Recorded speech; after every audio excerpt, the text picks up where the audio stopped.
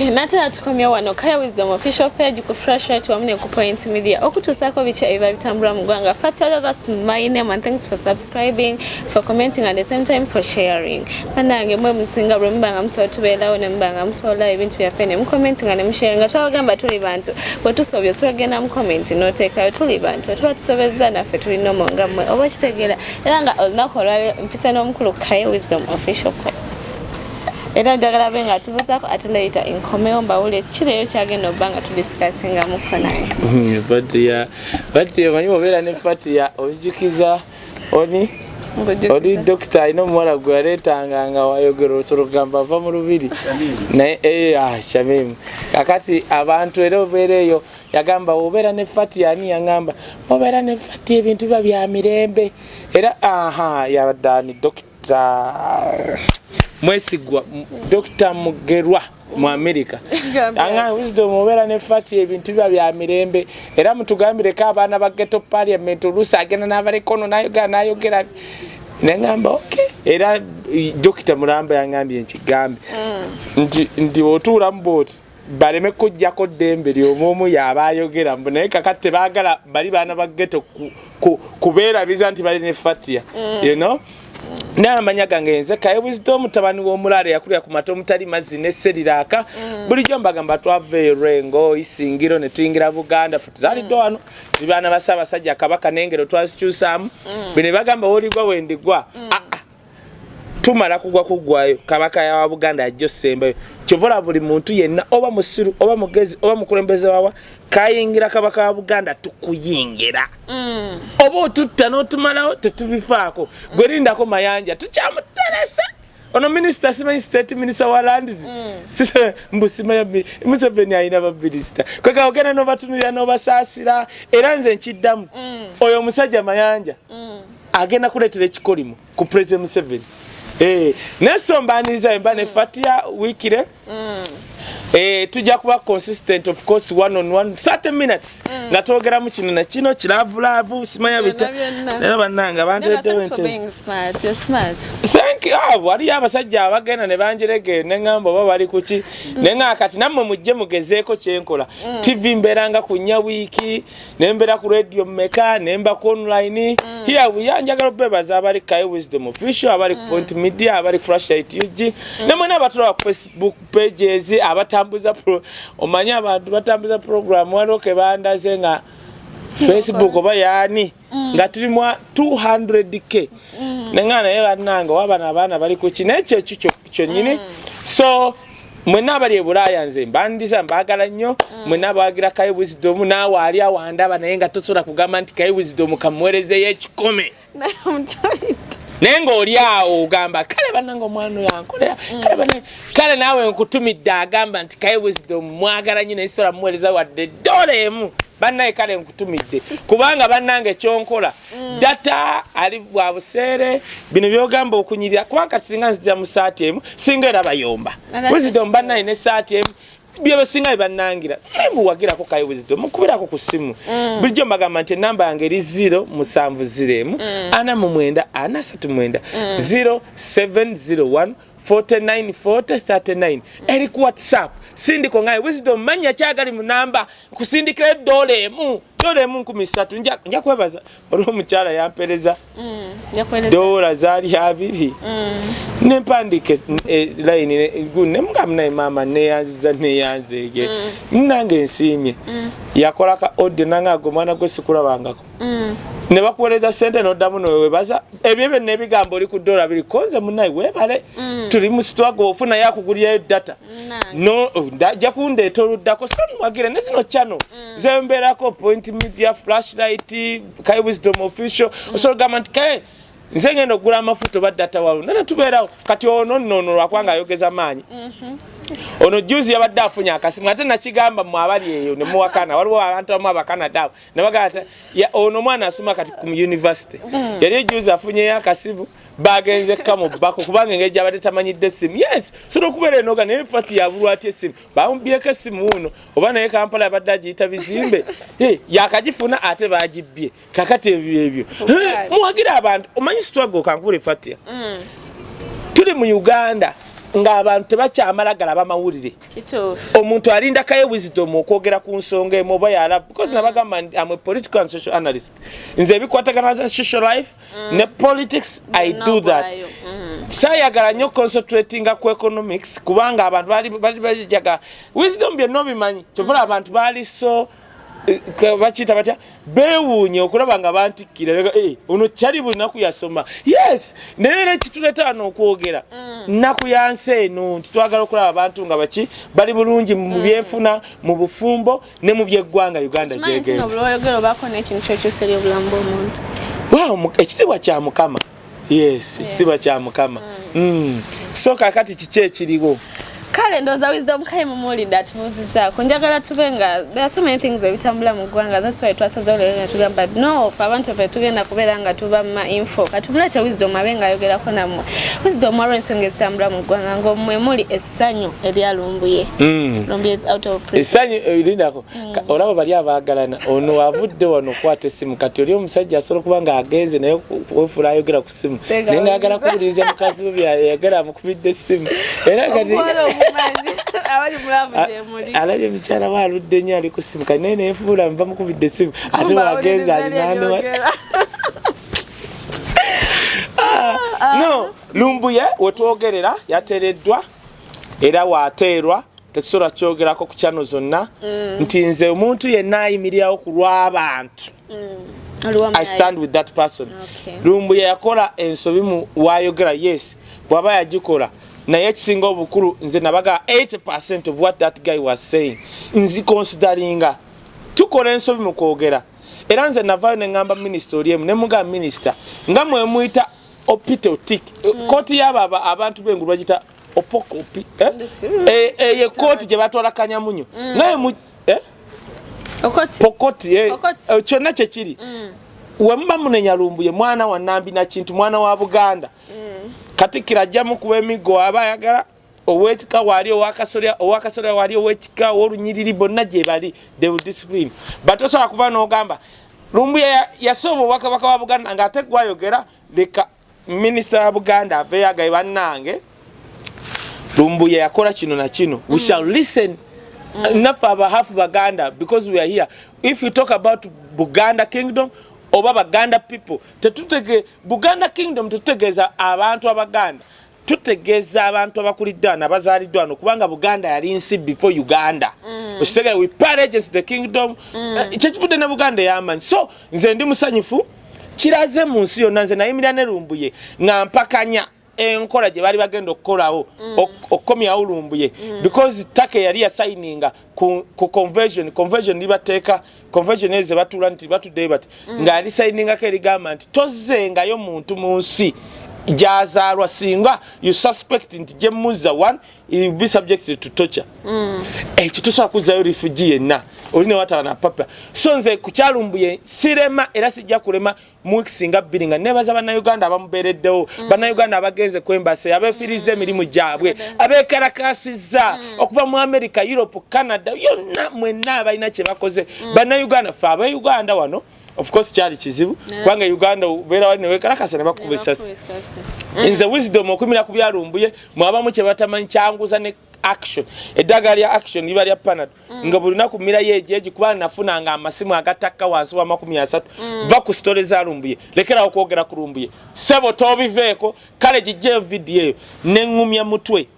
era nze nsekerera nnyo omuntu abeereyo mwe bantu mwe abali mu diaspora naddala bw'oba okubira Kaye Wisdom essimu manya nkubira kubanga osobola okuba essimu noyagala okwogera ne Wisdom ennaku eddakiika 3 Wisdom gwayogera naye waliwo essimu emukubiddwa nga yasaidi anti no problem naye okubira Wisdom kinyuma nnyo noga Wisdom ngenda kwogerako nawe nesooka otumyekaawo pizza kirage nti onkubidde oli mu America oli mu Europe oli Qatar bana abeera mu ddungu bana ne South Africa naye nkujjukiza n'essimu gy'oyogerako ndi ku data VPN zivaako zikola zitya so bannange tuli mu struggle nze nabagamba nawe nagamba temumanyi kyekitegeeza kwogera byenjogera nga ndi Uganda nze URA yansindikako nti emmanja URA nekeera ku makya negamba nti ekubanja $8 million osobola butasula mu nyumba olaba kerabukazi nabagaye ennyumba tugibanye balina obuyinza bwonna bebanayini government so bwokubira wisdom muyinza okusupportinga abantu we shall lose many people bwe muba temuyize kuyimirira n'abantu nebaza ekyalumbuye siyogera nko naye mulaba bulabi but nze omuntu yenna ayimirirawo ku lw'abantu yes yakola ensobi ezimu ng'ayogera nze nkikkiriza but the cause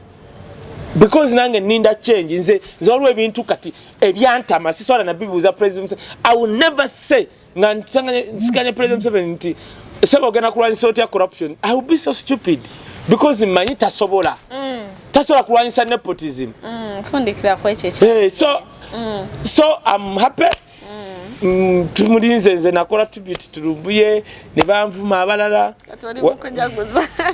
teri atasobola kujaguza nga omuntu bamutadde era olaba abantu abajaguza nga basibye abantu mu kkomera abo baba tebamanyi nsi weetambula naye kitulaze basiba waliwo akantu akatambula ndabye naye omuntu akansindikidde akalala balaze keize yamala ennaku ennya ekitale ne balaga lumbu yamazeeyo emyezi emeka ng'enjawulo ya lumbu yagezze musajja alina n'ebirevu byonna binyirira n'enviirize ne balaga keize ennaku ana ng'atunulanga esikimo naku nnyaye atunulanga esikimo omanyi bano abasajja waliwo bano abasajja abamba n'abakonjo waliwo bano abasajja abambuti ababeereyo mu miti mu gundi eyo kati keize pygmies kati abadde keize yali atunanga pygmy kati kyekiraga ensi weekulaakulanye okulaba ensi okukulaakulana kw'ensi ogenda mu malwaliro gaabwe n'amakomera nga tonagenda mu nguudo n'olyogerera President Museveni nti akoze kyamaanyi mu Uganda ne tukobera amalwaliro n'amakomera kyekiriraga feriya ye kyova banneebaza muhoze yavuddeyo n'agamba ngenda kulekulira mutakola ku welfare y'amagye ekigenda okulaga obukugu bwa President Museveni ku myaka 4 simanya ameka even I lost count gyafugidde wano tugenda mupimira kuwero tugenda mupimira ku kye bayita amalwaliro n'amakomera kubanga wanu kyekiraga obugunjuvu bw'obukulembeze obwo ne bakabuneza basubiranga abantu nga mu mpuku wasituka ne esi gosiba abantu nga bebakanga gundi nganku gomanyi nti ono yebaka nono omutwe eno teweekyusa nga nawe olaga amaanyi agomaanyi agosima ate ekinsonga ya Manjeri Island kazi ebyo byalaavu kiravulaavu kiri ku kiravulaavu bwe tuba ne fatiya twogera ku kiravulaavu twalina kikola ku luli dokita oba naaba bikoze manyi dokita yayiga dokita ono Roja yayiga okwesulika kaka neyesulika twali badde tukikola no problem kiravulaavu ekijjira kyonna no problem ebigambo bibadde byogera ku nsonga ya Manjeri naye sooka teweerabira sooka ogabe abantu bantama sooka ogabe social handles wadde bakubyeko essimu baleete essimu tuyeke tuzibaawe kozi nakyo bannange kale ensonga nyingi ezibadde zogera ku Manjeri neffe tugenda genda kuyita eri ani biki twagala olunaku lwalwo njagala mbe nga mbuuza Kaye Wisdom mbuuza Irene yabadde yeetaaga ki ani Irene ki ono musumba Irene Manjeri mu byonna byonna kisonga kyeyinza obba ng'emutawaanya sex are you serious musumba Irene Manjeri olaba ekimusumbuwa egundi kaboozi ka kintu kikulu keka musumbuwa Dr. Nimbye sex you cannot be nti kati njagala era nebaza Katonda abasumba abavudde ne babagamba mujje kafankunali wa mawulire ne musumba Katongole bawe Dr. Katongole yajja bwati n'agamba ngabwe munda banjogedde bwenti sigenda kudda mawulire gwe gusembayo naye omukyala yangambye nyina abaana basatu bakazi basatu abatulage era mu mwami tannaba kudda that is maturity era abantu abavuma abasajja abaganda bategeera by the way sigamye nti abalala tebategeera naye abasajja bakola bamanyi kye bakola ekisumbuwa musumba kamba buuli ekintu kimu olaba abasiraamu otalaka mukazi wo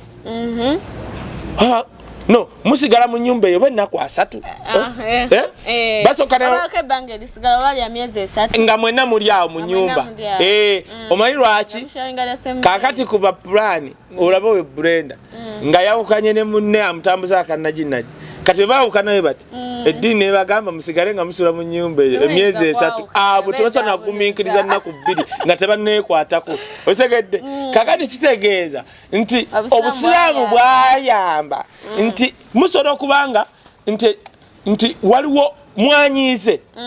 naye akabuuzo ak'ekikulu kalina engeri gye kazza nti omuntu musobola okuba mwanyize ne mugenda mu kikolwa ekyo mugenda okivaamu nga buli omu yeerabye. Problemu ya Musumba Manjeri is according to my observation and my conclusion is sex. You cannot say nti omusajja kubanga omusajja kati otuba tuddeeri omusajja anti omusajja yagamba bayawukana dda emyaka simanye emeka. Kati ekizibu ky'omusajja Dr. Katongole kwe kutugamba nti tagenda kukomawo. Kati ye ng'ayagala bamulago abakazi bagamba nti Katongole yabazaalamu. Kati ekitukoze obubi Manjeri n'akomawo n'akola vidiyo endala n'agamba bwe tuba twali twayawukana ate sex gwe tubadde tukola n'emyaka emeka agenda nayo okubalabalamu emyaka nga baakoma dda. Sex yes emyaka gomaye emyaka 5 mugumu kangule omuwala aba so active mu myaka 25 29 kati asobola okuzikiramu awo kwasa naye okuyijana tebakulimba libido ekomawo ku bantu abamu ngaabo. Kati omukyalo oyo mulaba ekomawo gwaba Easter nabo balaba gwe gomaye libido zaabwe ne ku myaka 7 zituukayo ate akaddiweddi olaba mukazi myaka 7 ebyo biri mu Baganda. Abaganda abaali amatooke kyobola olaba Abaganda bana bakulidde ku matooke asobola okufiirwa bbaawe n'amala emyaka 10 nga taze mufuna musajja oba butaddamu. Ekyo tukikola mu tribe endala ogamba mukalamoja mbu musajja agenze mbu abeeraawo mbu oba omusogo oyo mugwere gundi oyo Pastor Manjeri oba mugwere oba tebasobola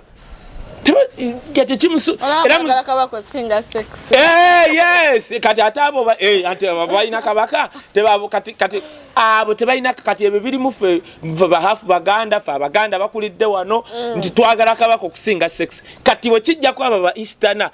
yo ho otandika ombusogawo awo omusakazi agenda oku libido kenderako ng'ayingidde ensanvu. Kati oyo omukazi oyo Pastor Manjeri sex era kati Pastor Katongole n'amala mukyalira eminaku ezo 2 toddamu mulaba asobola okutereera obulamu bwe bwonna n'ekyapa akigaba. Yes era kati kankubulire bw'otegeera mukyalawo n'otegeera nti kino kati basajja mukamba bulire ekintu ekimalawo grievances mu relationship kabozi ka kikulu kabozi ka kikulu kyobola abasajja abo basenga wano mu Buganda bagambanga nnyo ensonga zammwe muzimale mu kisenge. Nammwe abawala kamba buli bw'obeera ne bbaawo ng'olina kyoyagala omugamba tomulinda wano nga yakajja n'otandika n'obubuuka obaddewa nakulabye no message mulinde mu kisenge okole ekitaliiyo sooka omuwakkute ebyomu kisenge bw'amala okukuta ng'atuuyanye bulungi nnyo osobola n'omuwerekerako mu kunaaba naye bebi waliwo ekyanyiizizza kiki omunye nalabye text ero ate wisdom touch anti kati otaasa bufumbo yeggwe kati kankubula ekintu kimu kati Fatia kankubuli mbulira se abazungu abo balaba bajja wano mu Uganda basanga mu Africa abasajja mu Africa it is known everywhere omukazi yaberanga wa musajja ogwo nenga omusajja abeera w'abakazi bangi era nga omukazi ne bakwata bayira busina mu Africa genda olabe mu Israeli ng'omusajja omukazi obeera wa musajja omusajja w'abakazi bangi ne tugumiikiriza abazungu abo ne baleeta eddiini ne tufuba tuli mu kufuba osigale ku mukazi kufuba bufubi Brenda kibulirize nnyo kino tufuba bufubi katono dokita omulaba libido zaabeerako kati ng'omugaba agumiikiriza okuba ku mukazi omu n'aguma Ngalaki temuguma fa bakazi nkubulidde kalicha ate kuguma mama onobakana kakati Brenda mbere naawe omusajja ajjenga akuba kwebagale nga ofono ngera nchagoberera ozera obo cyali ko ofono odongo najja okimanyi omusajja okwenda wano kiri nomo bati omukazi obanga somo obwenzi kirala n'okuba n'abakazi abangi kirala how ngamba Chester omusajja afunye bakazi be nga tubamanyi nti alina bakazi be bana abatali mu on African culture abatali mu bwenzi mu dini aba mwenzi naye ate African culture kiri okay ti omukazi omusajja wabanga amanyiddwa abakazi be taba mwenzi wabula mu dini aba mwenzi ng'ey'abakristaayo naye ate abasajja abavunula bayibuli ezo waliwo ekintu layini emu gye beesibako abaagala ofuna abakazi abasukka mu babiri. Bayibuli eyo egamba nti omusajja aneegombanga ekirabo ky'obulabirizi kitegeeza okuba pastor bishop anaabanga n'omukazi ogwo. Omanyi nti olunyiri olwo lulimu lakuna kiringa ekigamba nti ate gwe ataabenga pastor w'omulabirizi onoobanga n'abasukka mu omu. Kati abaagala mu bukristaayo okubeera n'abakazi abasukka mu omu bakwata olwo lunyiriri. Ate ezo nyirira abasajja ajja ze basinga okukwata zino abasajja bakwata y'abakazi abana. Wamubuuzaayo endala akusomera aye talina gy'amanyi amanyi y'abakazi ki. Kati so abasajja mu Africa bagenda bagumiikiriza na kukiyiga. It can take generations or something. Now mu mbeera eyo nga tuyiga buyizi abazungu abo bye baleese okimanyi abazungu abo ate kakati batutabudde batya kati batandise okugatta musajja ku musajja n'omukazi ku mukazi. Otegedde kye ngamba. Kati mukavuyo ako nga kali bwe kati bw'osangayo omusajja ng'asobola okugumiikiriza mukazi we oba kino kye nkugambye nti gwe bw'aba omusajja akunyiizizza mulinde mu buliri kola emikolo gyonna mugende munabe mwenna okomewo mukwate empola. Mukwate empola omugambe mu magezi waayi abasajja ba Afirika bayita mu bikemo bingi. Okimanyi mu Afirika omusajja asobola okusanyusa musajja munne n'amuga okumanya nsanyuse nnyo ne muwala wange mukuwadde nga ebyeddala mumuwadde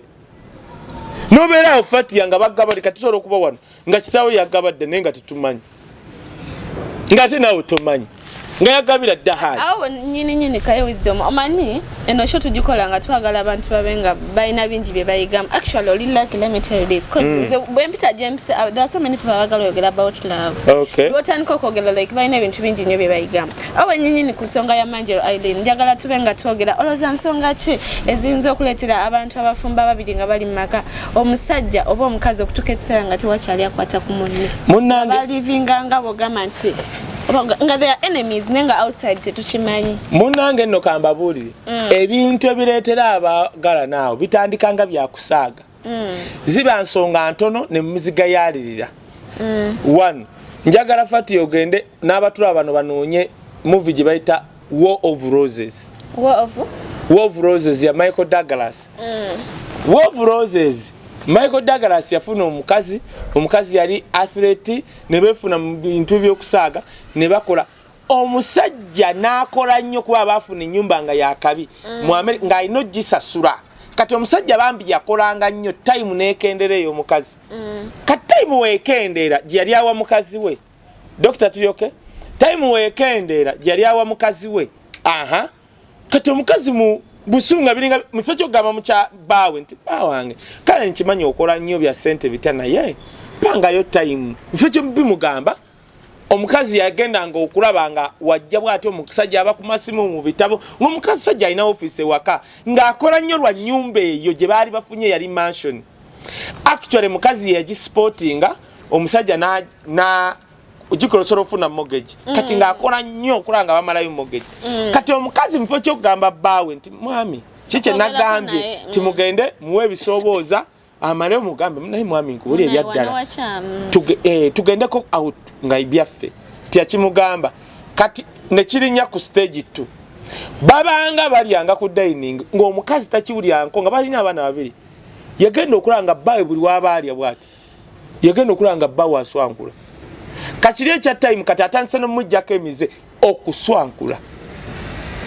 natamugamba nti naye mwami ate oswa kati ng'omusajja ajja bwati n'alya kati nekiva mu kuswankula nekigenda nga ebimu bitandise omutamu. Otegere kye ngamba nkulaba kati ebintu ebimu ky'obuuziza ebijja abantu kiringa kire kyaba Manjeri bw'okitunuulira ensonga zitandika nga zakusaaga era mu relationship mu relationship olabanga ensonga ati sigitesenga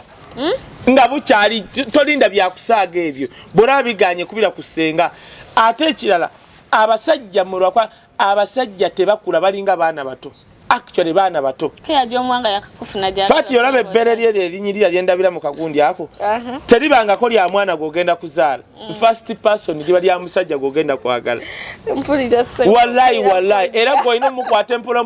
obuli tali tankula omanyi waliwo abasajja balina agagalo engeje gali galunde ente engalo zonna teyasiga samona zonna ziringa ngudo za gundi bubalaza bwe Kampala ali takolise no ne banga abakutaddeko ebiso kweganga engalo zonna ziringa za balimi bebika kati omina mugamba bibi bere likwate mpwate we lina kujja kunvuma likwate mpola kati ngomugamba mpola kicheneza ko gamba kyonna kyoli okutandika ku bere bya musajja ekibudde ku kyato ogenda ku mabere tubadde tukyali ku nsonga zaffe ojjire obadde okyangamba nti no buli kasonga konna akajja mu relationship tolina kagayalirira kankubuulire kwata ebintu gwe manyanga bw'okalabanga katono nga it will bring a problem do it abasajja kino eky'abaana abato babategesa bitimba ate tokoowa togamba ng'omusajja nti naye kati gwe wisdom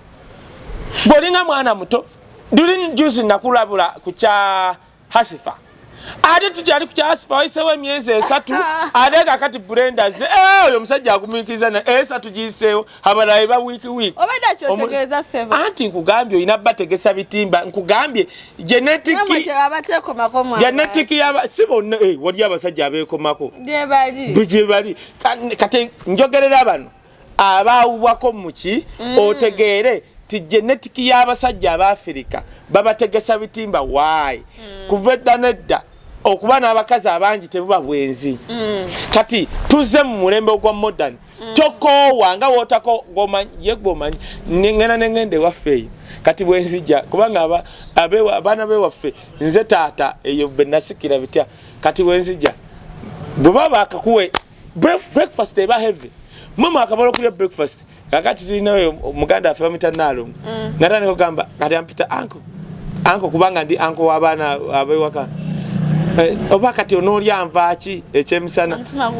okyalina breakfast okuse kati naleeta muba mwakamala ekyemisana ng'okuso tolowooza nakulowooza kulya kya sapa bannange nga mwakalya ekyemisana ogenda okulaba awaata akola nogaba newe emmere tunagiteekawa kati nga womutakoowa kufumba nga tukuse tokoowa kutega musajja bamuteganga ki katimba kachi babita tokoowa batege gundi bapozi baloba ndobe ate mwatu ono tandi bobikola ku musajja oba tomwesibaako omusajja atandika kuga why sijja kukola kino mukyala wange kijja munyiiza otegeera na ate tobikola mu bukambwe bino byokulumba omusajja gwe sajja gwe bana ndi musi kati Fatia kankuwe yakakodde kajja kuyamba n'abakazi beyo Fatia wosanga ng'omusajja nga omukwatidde mu bwenzi wano omusanga ku nsonda n'omukazi bodi first of all kyoyina okukola mulage nti omulabi kati dokita n'omusanga bodi ku nsonda nga gwe mukazi we mulage nti omulabi mwerage nti omulabi omala mulaga nti omulabi tambula ogende ewaka kaaba omala okukaaba weka osangula amazima oba ennomo waliwo oluyimba kandutundo balita batya lwakapakati yajja bwati nasanga yafuluma agenda okoma boyfriend n'amusanga n'omuwala najja na oba balita batya najja uchi yali yerabidde bakyali kisumuzo najja bwati nalaba omuwala ne boyfriend we nakisinga boyfriend we n'atambula n'afuluma oyo mukazi ajja fumba ajja fumba kakati nze kati kankubule wewe kalabula so kati kankubule ekinkimu era nze manya abakazi abamu bajja kuyomba omusajja okwebaka n'omukazi oba okukola obwenzi tekitegeeza nti takwagala gweokimanyi nti nno twasoma edda mu ssomero nti waliwo factors ezimu waliwo ebintu ebimu byetukola nga bivudde ku peer pressure biringa byakusaaga Fati osobola okuzaala omwana n'atandika okunywa sigala ng'amuyigidde ku dokita kubanga basiba ne dokita amunywa nina mikwano gyange anti gwali watengezebwa nina mikwano gyange bayiga okunywa enjaga sigala omwenge nenga group nga ndi nabo bwe nti ndabo nimulaba nga atandika nga asaaga ne mutunula bwe ate kati kafulu omusajja asobola okwebaka ku mukazi n'amala naye jjusa nga malaaya neyejjusa lwaki amwebaseeko ate n'atakigamba na mukazi oyo kati ogenda byonoona ojje kubanga abakazajja mu butonde bwabwe batya okuswala nojja n'omukwata n'omukazi awo ku nsonda n'oyomba n'okuba n'enduulu nnyo kati abasajja kubanga naturally batya okuswala naye kibe kintu kiswaza ajja kulaga nti musajja nnyo akuba oluyiwa onoovaamu eriiso mbulwa musajja kankuweeyo n'ekirala Fatia kigenda kuyamba abawala kiwulirize n'okikwatamu kyo naawe Brenda wulira kino you are so beautiful to lose an eye or to fight for a man.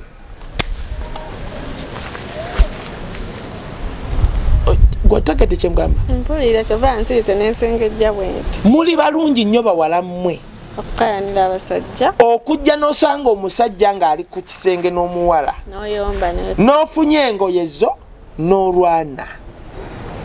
mwe kambabuulire bano abasajja b'ennaku zino bavudde mu byalo no yava mu nsozi oba oli yavaawa kati bakusanze e Kampala oli mami that is daughter kitawajja mu bwavu bwe oba mu ssente ze akugulira emigaati akola ki osanze essajja lyakulira Luweero evubuka lize ku university ya Mutesano University liyeyita Swaziniga na Rembo livudde wano liguze boda liguze kamera ng'eno buli olikwata ku kamera yalyo liraba miliyoni 3 kakati buli olikutunira lituna ne kamera yalyo liti nilirabanga ne kamera yalyo miliyoni 3 ogenda ddikiza lwa kamera yalyo lina sitandi microphone bitya likutunira liti oba oyagala okukkiriza kyenjogera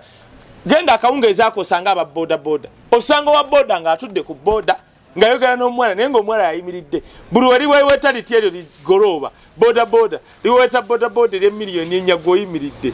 nga naawe oyimirira agavubuka ago gakajje Kampala gatunze n'ebijja byewaabwe liguze boda ng'olwanira evubuka ligenda kukubira bwerere etteke oveemu nabaana oleme kuzaala. You are so beautiful gwe muwala gwe okusanga musajjawo n'oba wamuzaalamu omwana n'omusanga n'omukazi n'olwana bajja kukubira bwerere nabaana eveemu ajja kukuba eriiso mulabe kaaba ate kaaba nga tamanyi ddayo mbigamba kubanga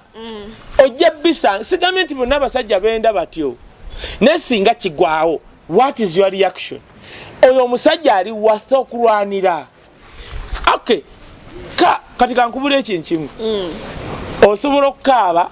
omusajja nakutunira bwati nokaaba mbwa nti okaaba nnyo nako kati gwomanyi Katongole kyali mukola Manjeri yazze ne Galvin ziringa bisenge bya gundi ya gundi Crested Tower byeru biti bwate I feel I want to cry, you know, I want to cry I'm in America, we have 2 kids, so you know I want to cry kati okaaba Katongole yazze takaba ojja kukaabira omusajja nga yalabalabadde ennaku agenda ate ebyo byokkaaba bw'okaabanga ng'omusajja talina feeling nekwatako oba muli mukabuuzi ng'olaba takifiiringa tokaabanga omusazi n'omukazi kitegeeza tajja bikola kaabiranga omuntu ng'omumanyi ne background ye ojja kukaabira omusajja nga yakulira ku miggo yakubira ku step mother nga bamukubaakuba kati gw'okaaba amaziga nga gaddala alowooza okaaba baby gundi ebivubuka by'e Kampala kyova olaba bibakuba nnyo ebivubuka by'e Kampala mbi gwolooza lwaki kati tulina ababoda abali e Kampala waliwo owa boda bakuŋŋanye ne batta omusajja ali mu Subaru simanyi Subaru kati Fatia ku bulungi bwo nkusange n'owa boda ababoda batono nnyo Katonda amukuba buwi naye abasinga obatunira booti karakita zaabwe zokka akalabula emmotoka ye n'omugambako n'akuwemula newaba musajja mukulu bafa buli lunaku genda emulago waliyo wadi namba ya boda asala ekkubo nga tatunudde kijja kati omusajja nga oyo Fatia olowooze nti n'omukola byonna awulye feeling basi baba wakanira Arsenal eyo giraba Arsenal naddewa asobola okudda ewaka ng'anyiize bakubya Arsenal nobona tongamba naawe yasibye akapapula ke kasiringi 10 mbwa ayagala kugaggawala milioni 10 kati omusajja asibye akapapula kati dokita omusanga asibye akapapula ka 10 mbwa ayagala kuwangula milioni 10 yani nga we kyali bagambye omuyindi yakola betting oyo mbo okole siringi 10 mbo wangule milioni 10 ogaggawale mu kireki nga ebiriwa ku siringi 10 Kaye today ndio maitu atandikide mugundi ne tujjena ekyo nedda nveeyo mwensi asiranya abawala tegeera ng'ekika ky'omusajja olina Pastor Manjeri kaboozi koka ka bulamu kyovola ebigambo byayogera bino kale nandiyezaaliddeyo akaana ak'obukadde bagaye agenda kuzaala nga Maria Mangadelisi Maria omutuukirivu sekisi gwaliko bannaye aba bakadde bakuba zikoodi teba bakadde baba bakyala bakuze bw'aba asaba ekintu akisabira mu ngeraati bannaye kale nga we mundaba nandizadde akaana kale akaana kino kino that's her child of the ayogera nga Clinton ebyo tibyakugera nga Clinton gamba kimu njagala sex tewesiba ku ebyo akaana ogenda kalya buli oba kayonka buyonsi kati kukyena badde nkubuuziza njala tuddeyo katone emabega ku nsonga ezinza okuviirako abagana okubanga mu nnyumba emu naye nga tebooga obwo busonga obutonotono obuntu obutonotono bw'olabanga buta that is one two abawala mmwe ab'ennaku zino temutwala time kuyiga babba bammwe tunulira omusajja oyo omanye weakness yo n'omusajja ayagala nnyo empuuta tunyo omusajja oyo omulage nti no wenfumba ennyama ayagala ebifi 6 otegedde omumanya ayagala ebifi 6 nze natural osobola okumpa emmere neekunyiiza waayi nze wembanzize nga tayimu y'okulya yampiseeko emmere njirya mpola era abatamanya asologa kale omusajja oyo namwadde emmere agiteeka mu fooko so nga si kituufu nze time weyitawo emmere njirya mpola wenjekakama nsobola okugisesema kakati naye ndabye mikwano gyange gisinga nga ogenda ewaabwe ne bamuteekerako engege nga bafumba engege 2 n'emu ne hafu yalinga agirya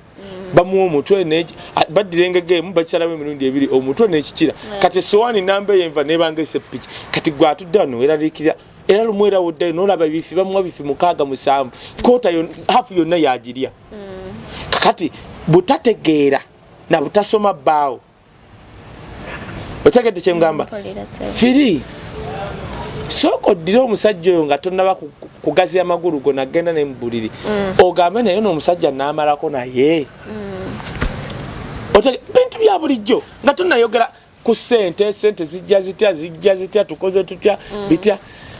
ekirala wali kati nze naliko nalina emyaka 2 oba mwemeka nalina edduuka ku Maria's Galleria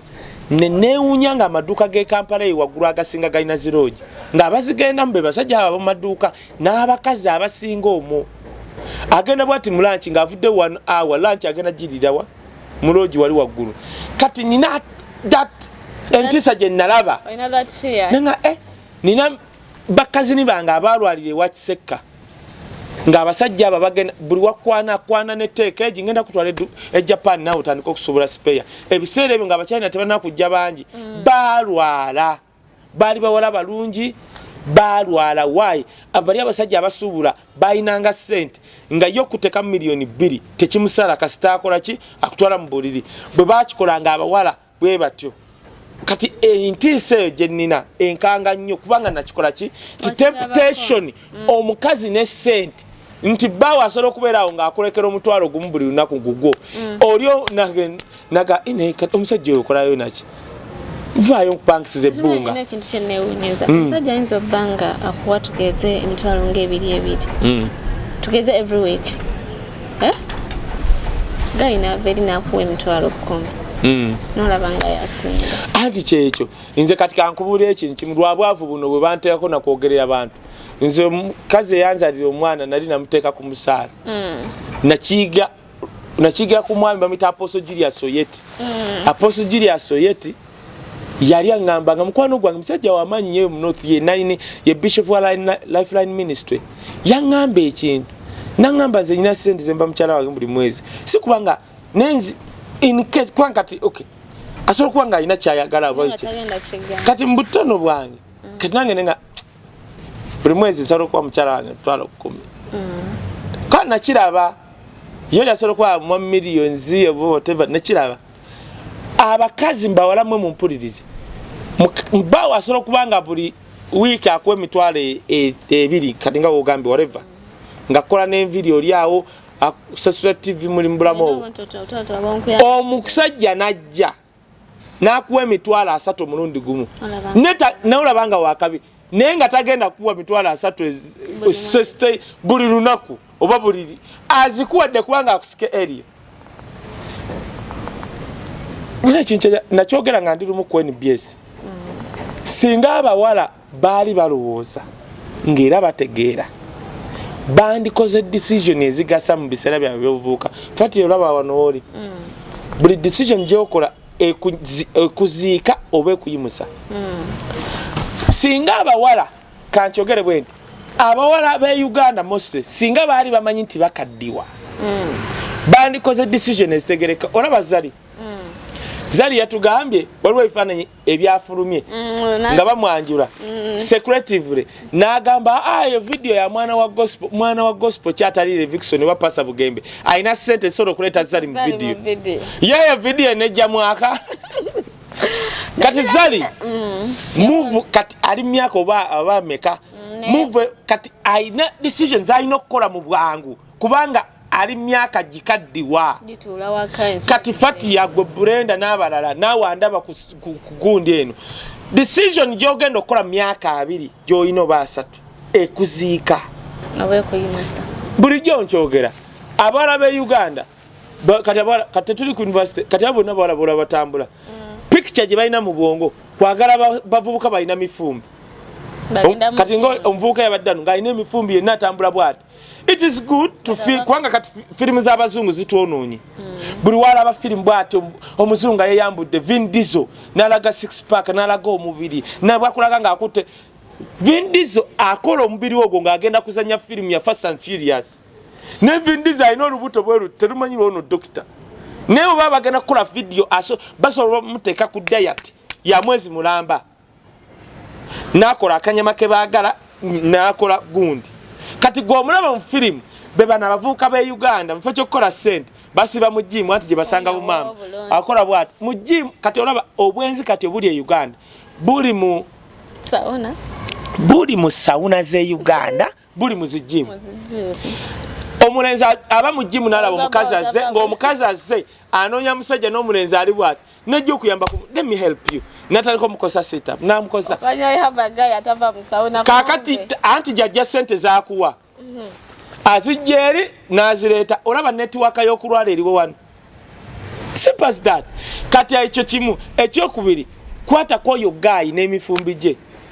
anti kakati wajja gyoli fatia akola kifiiriza asobola okuuba ekiro kiramba kakati n'otomanya akuwubye naye ono omusajja we agenda okujja dokita waabwe agenda kujja akoye ku kamera musajja wattu ekintu kyakikwata mpola sina bimusumbu amanyi nti oli mukazi we akyakwagala emyaka 4 egijja buli omugenda mubulirya kwata mpola akwata akwegendereza nenkyakusangewo ng'obumbye liri essajja liri abudu lijja n'emifumbi likwata liti balikwata okugula okumukuba jjinja okumunankani Masaka nelisooka likolera pressure up anti kakati dokita agenda okujja ng'akyalina kyakola akkirira bukirizi n'agamba oba kyekyabadde wano ate abaana b'ennaku naliko n'omusajja omu mmotoka nange Wisdom oba abaana b'e Uganda baabadde ki kunze lwaki abaana bannange nga baabaze osanga akaana kato twakyogera omujjukira omusajja agamba Wisdom abaana b'ennaku zino waba myaka 18 avaayo ali ati n'ogamba kikyenkola wano abasajja batandise kudduka buddusi mu buliri waayi obwana obuto obusanga ku app bwe delivering era abasajja tebakyakwana kati Kampala agamba kati gwe Wisdom okwana efatia ngenda ku app nenteeka mu bwenti nenfuna omwana wa ayagala $5,000 7 nga kuliko transport we ne byagenda okulya kati bonna basiru ono agula musiru nego bagula musiru ono agula alowooza kyakola kyamaanyi ffe twagala abantu okwagala fati is not all about sex but the feeling the atmosphere tutulawo ne tulako ku movie the enjoyment kakati ate yo lili ne vubuka libeera apo gula abakazi njagala kumanya kapoze makusha ekintu ekyobusiru bunatisenyo kati omwana wa delivery ajjajjukira mind ye muli ku kintu kimu bakikola bati I don't know waliwo n'oli eyaŋŋamba tiwizidde oba n'omuwala mu buliri nga mumuddemu awo wa delivery essimu ebeera awo aba mwakawummulamu ne wabeerawo amusindikira message ti oli available n'agiddamu ng'olaba bwoti n'agiddamu naga oliriddawa n'abagini ng'olaba ye takweka kale mpaayo 3 hours nga nti gwakumaliriza 3 hours nzije kati abo baana abali ku app abo bakola delivery ojja kulaba future yaabwe amagenda bye bagenda okwejjusa mu bulamu ompulira takuba kunyumirwa alaba kati labayo kati fati yakankubuli nze newunya abaana ba university wekoze delivery omusajja akwadde emitwalo 7 kani mbanza ziba kati balamu musamba la transport nze nkwata omwana wange ne tuyingira cafe Java's natuka brother I want milkshake I want Caribbean jackfruit gomuga ayogera no ulinda ayogera no lyagenda omuwa kati oli nambuza you want to eat it from here no take away notunira akana kasabye ebibe kasabye kana kama ne kasaba sima ibi ogenda okulaba sente ze muri dawo jiri mitwalo 15 niyo omuwala azze mitwalo 7 balako transport omuwala gwe andaba ali kwezo app za delivery ojja kutuuka okabe wekoba wetekemo omuguwa lumu waliwo omuwala yajja bwati okumbuuza tulinga tuli ku BBS ne twogera tuli awo mukwano gwange ayina mukwano sina mukwano gwange omusajja kati yatulaba yalowooza nti ono muwala kutwogera nti oba mukwanyi nangajja nangamba Wisdom oyo girlfriend wo tomulagaga mu bantu kozaluwa nti oli kati nenjagala okuwulira kubanga we namulaba nga abadde kinangaka kankubuulira oba ogenda omugabo bimugambi nambuulira biti nanga obo oyagala omumanya genda wali ku kisaawe kya KCCA bonna bamwebasa naye ng'omwala oli w'omulaba natyo okugamba oli gwayagala muwala gwojja kusubwa obufumbo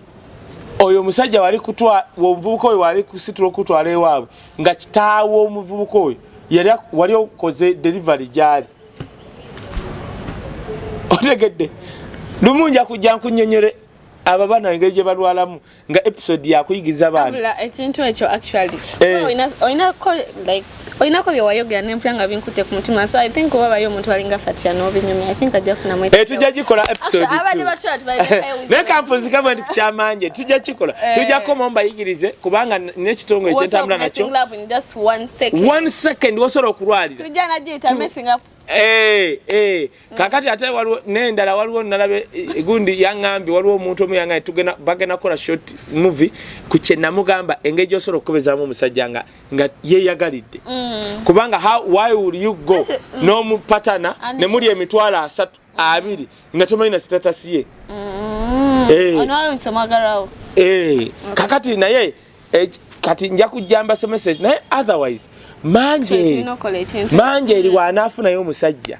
amuwa akaboozi ak'ekikulu togenda kuddamu mulaba mawulire waliwo n'akantu bandaze ate mwe bannayika mbabulire abantu b'omwoyo baplayinga sex ebyaddala bali sexual active waliwo akantu ke nnalabye eggana oli yabadde ayita ku church ate church z'eggana ziringa za Uganda ate ziba nzigale bibaawo bitya n'awulira amaloboozi nga bali n'omuvubuka n'akyuka ati agenda okulaba pastor ali ku katuuti addidde bishop addidde omuwala ku katuuti kwenyini kwateka bayibuli kwatadde kuli ali bwati kati bano omuwala najja esimu ono n'akwata bwati kakiripu omulenzi n'amugamba nedda tetukwata kakiripu ono pastor atumanyidde ne bagenda ne bayingira church okumanya omusajja ebintu bya sex bya kisiru ne church babadde tebagiggadde ne bagenda bayingira mu church ku video ne bajja bati omuvubuka yakwatiddwa obusungu atandise kusamba bishop ngatamsambira tali mu church ekizibu kibadde bandi having sex sikka katuuti ko tuteka bayibuli ku pulpit Kwatuteka Bible kankuwe na akalala mbulira and simanyi bamwita Tiwa of Savage simanyi Tiwa Tiwa of Savage waliwo sex tape ye yafulumye mu Nigeria aba Nigeria tebanyize lwa sex tape ye banyize lwa muvubuka gwe yabadde naye era baserebu be kwe kankule fatia bwe bali kwata ng'oli n'omusajja abantu basobola obutanyiiga musajja gw'oli naye neba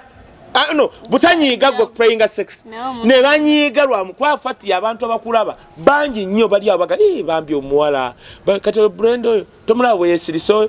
kati osobola musanga katugambe yengeze ebintu nga wekyogedde bizibu omanyi nti osobola n'okugwawo ekigo omanyi lwaki nyina omuwala gwe nasinkanye naye yanyumiza story nga yayagala abasajja abagagga nga batano naye eyasembayo yali omwavu gwe yali agezesa gwe yazaala nenga yayagala ngali bwali anti kakyengugamba oyo omuyimbi mbomito bata Pure Savage simanyi Pure Savage tonaja kiri yaddidde omusajja kubanga abantu baserebu bwe tubalaba tuba tumanya abasajja abe baagala omanya aba Nigeria ne baba babi aba Nigeria bali so agire ne beekolako nnyo balinga bakongo ne benyiriza ne atawze agire the accent is poor omanya bagenda ne badde pigimi byabo banyita simin pigimi that accent is very soft vague ne kaka bategere ekizigo beekuba empisa abasajja kati oyo Savage yafuna yakasajja konna kali awo ka nobody wokatunulira oba nakatola ku sajjoni ya penas naye bye kamukoze singa yabadde nga ategereka nga omanya aba Nigeria we bematira tebandiyombi bonna abayombi bayomberwa akasajja kati ate nakola ensobi nagenda yegana omanya aba Nigeria tebalinga bana Uganda ne badira video bali baginonyeze badidde video bati ne badira ne gundi ne bazuula amazima waliwo ka video akatono akali akafik famaika wakala n'omuwala omanyi lwaki abantu balumba nnyo fik famaika bwe balaba omuwala ne fik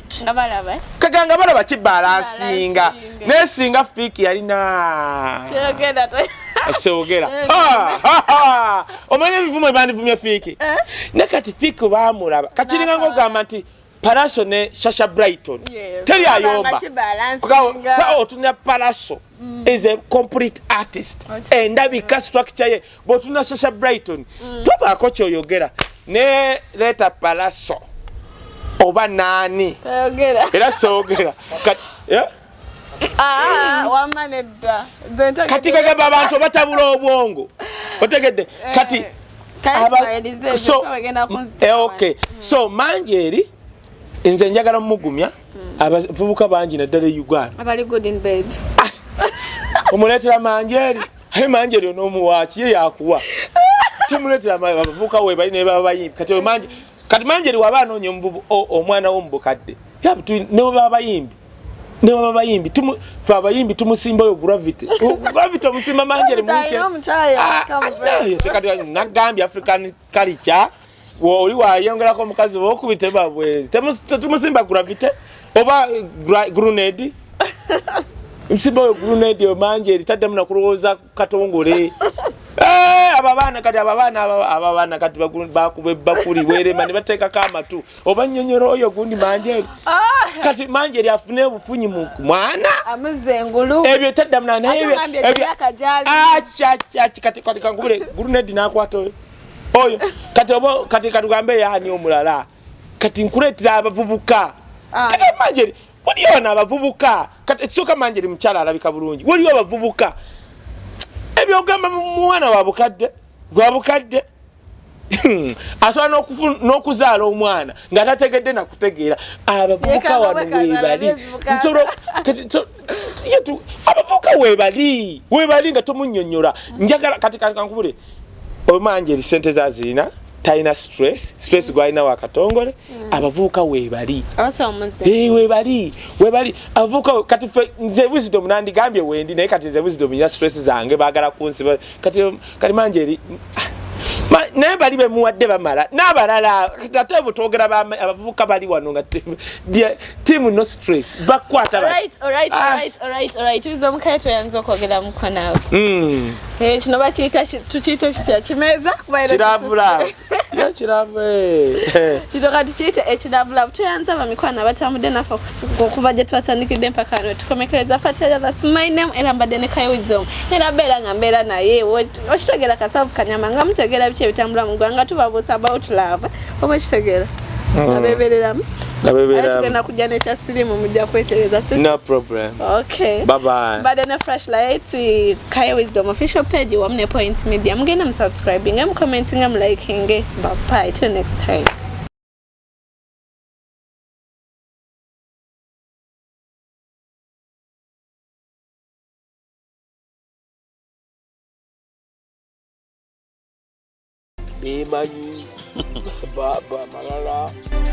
yazuura bino